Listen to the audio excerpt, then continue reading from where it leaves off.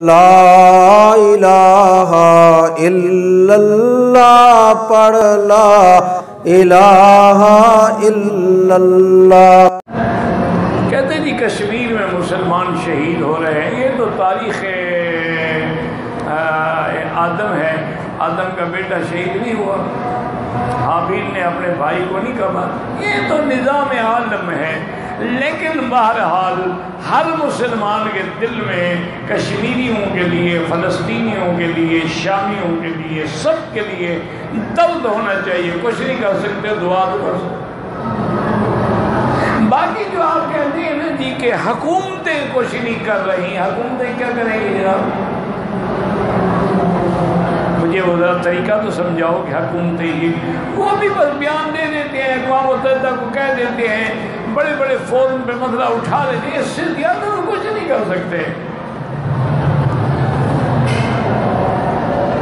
اس لیے کہ جب بھی کسی مسلمان نے کوشش کی ہے تو کافروں کے بعد اتنی طاقت ہے، اتنی قوت ہے کہ انہیں ضرب لگائی کہ تم تو بچانے گئے تھے نا 200 کو، انہوں نے تمہارا 2000 مار ڈالا۔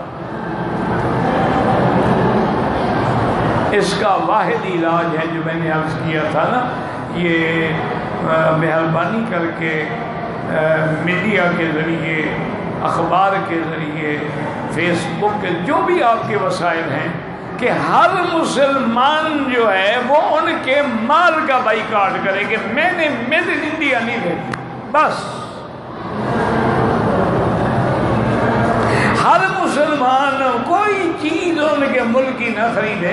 آپ 6 مہینے یہ بائیکاٹ کریں، دیکھیں گے کیسے سارے مسئلے ٹھیک ہوتے ہیں کہ نہیں ہوتے ہیں۔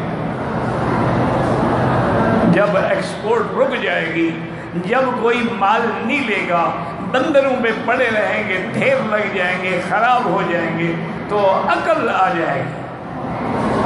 ہندو جو ہے نا وہ پیسے کا ہے، اس کو جب تک پیسے کی مال نہ ملے وہ قابو نہیں آتا۔